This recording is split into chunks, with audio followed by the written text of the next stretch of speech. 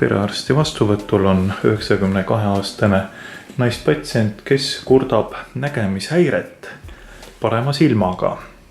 See tekkis, aga rääkige ise, kuidas see kõik teil peale algas? No tundsin, et on valu, eks see valu lööb sisse. Ja see seisis mõned minutid ikka sedasi. Aga kadus ära, see oli 28. jaanuaril, aga siis hakkas veebruarikuu ja no siis iga nädalis ikka tundsin natuke ka. Aga nüüd möödunud laupäev hakkas rohkem. Ja pühapöösi enam veel laupöösi ja pühapöösi ei saanud magada enam. Oli ajas ülese, nii hirmsasti aga ajas ülese. Siis ma kutsusin Maire ja Maire tuli esmashommikul ja tõi mul valuvaigistist. Ja siis ma võtsin 2 päeva valuvaigistist, 2 tabletti päevas ja siis oli rahulik.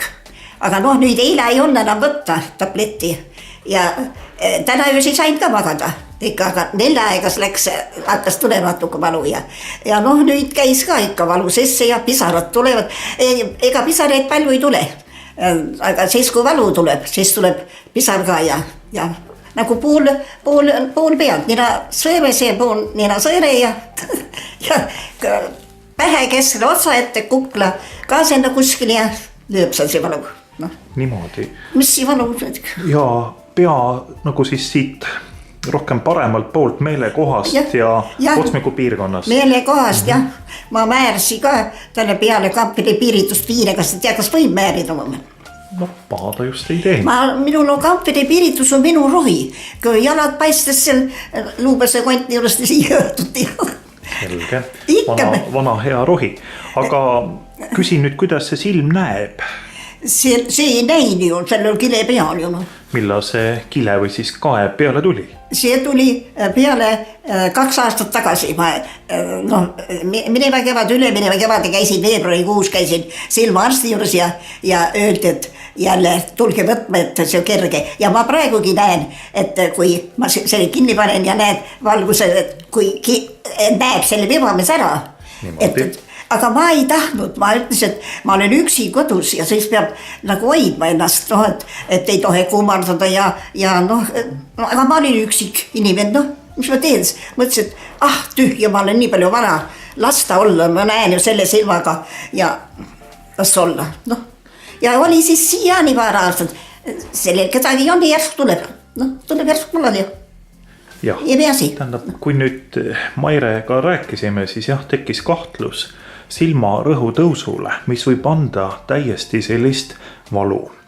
Ja nüüd mina proovin silmasid katsuda, hoidke silmi rahulikult kinni. Ja siis kinni või? Kinni niimoodi mõõduka pingega, et siis katsun praegu kaudselt niimoodi silma toonust. Ja siit poolt, et siin on väike vahe. Aga nüüd on selline plaan, et katsun mõõta silma siserõhku ühe aparaadiga nimega Schiotzi tonomeeter ja kõigepealt ma panen silma ühe tuimestava rohu, et ärge kartke, tehke praegu silm ilusti lahti. Ega valu ei tule. Praegu see tilk on natukene kibe. Niimoodi ja panen siia poole ka tuimestava tilga, et silm hästi ilusti lahti ja tuimestav tilk, tubli, niimoodi. Näiteks kibe see on, aga see läheb nüüd paari minutiga ära. See onks väikseid kibedusi, mis see on? Minu käes on Schiotzi tonomeeter.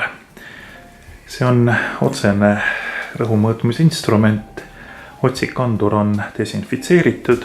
Nüüd sees lükake ära rohkem. Ei ta praegu sega midagi. Nii, ja teie hoidke silma hästi rahulikult lahti ja vaadake otse ülesse. Nii, ja mina puudutan selle aparaadiga teie silma ja võtan praegu lugemi. Ja näen, et see on umbes 2. Nii, selle numbri jätame meelde. Ja vaatame, et kahjuks on siin päris korralik kae paremal silmal. Et see oleks suurepäraselt ravitav. Jah, seal soovitati küll, aga ma mõtlesin, et see hirmutas mind, et ei või kedagi teha paar nädalit või mis asja. Ma mõtlesin, et ma olen üksi, kuidas ma saan siis? Ma tahtsin, et mis ma sest tegema lähen. ju see nii pidi olema. Nii, aga nüüd ma katsun mõõta rõhuga vasakult silmalt, et hoidke jällegi silma hästi rahulikult lahti ja siis me siin proovime. Tuleb abiline appi, et me siis siin kahekesi praegu tõmbame silma ilusti laiali ja siis teie vaadake rahulikult ülesse ja meie võtame siit jällegi lugemi ja saame teada, et siin on natukene parem number 8. Nüüd me tabeli järgi arvutame välja täpse intraokulaarse rõhu ja teeme siis raviotsuse. Uuringu tulemusena me leidsime seda, et parema silma rõhk on ohtlikult tõusnud. Saime teada, et rõhk on täpsemalt 54 millimeetrit elavhõbeda sammast paremal. Mõte on siis selline, et kasutasime 10 grammist vihti. Aparaat näitas meil skaalal 2,5 ning tabelist saame rõhuks 54. See on oluliselt tõusnud. Vasakul silmal intraokulaarne rõhk 23. Vihi raskus 10 grammi ning aparaat osutiga näitas meil 8 ning saame teada, et siis rõhuks on 23. Patsient peaks muidugi minema silmaarsti vastuvõtule, aga esmaabiks määrame ravimi kombineeritud toimega Kosopt paremasse silma 1 tilk 2 korda päevas ja vasakusse silma 1 kord päevas. Meie töödiagnoos on äge glaukoom ja kirjutan teise ravimi nimega Diakarb tablett hommikul sisse võtta. See on diureetilise toimega ja täiesti omal kohal ägeda glaukoomi ravis. Lisame retseptile ja 1 tablett hommikul sisse võtta.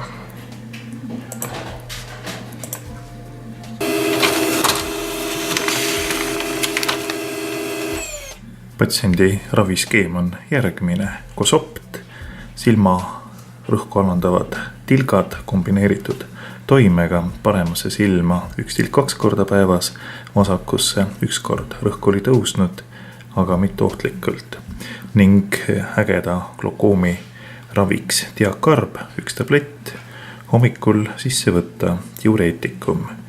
Me võime olla rõõmsad, et meil on koduõde Maire, kes tõi patsiendi kenasti vastuvõtule, vaatab patsiendil apteegist rohu, aitab patsiendi koju. Ei ole siin puiklemist midagi.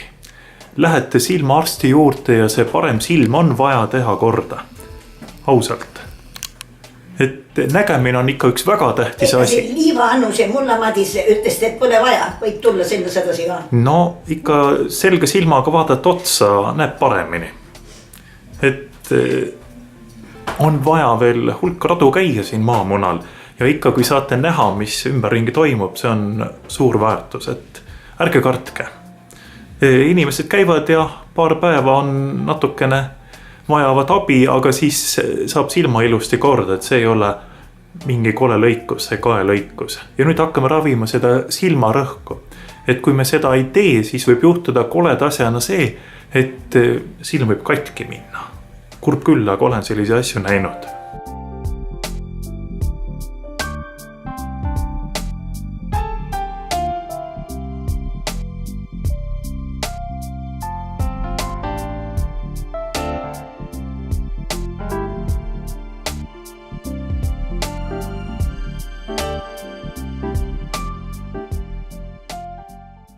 Et väga hoolikas silmarõhu ravi.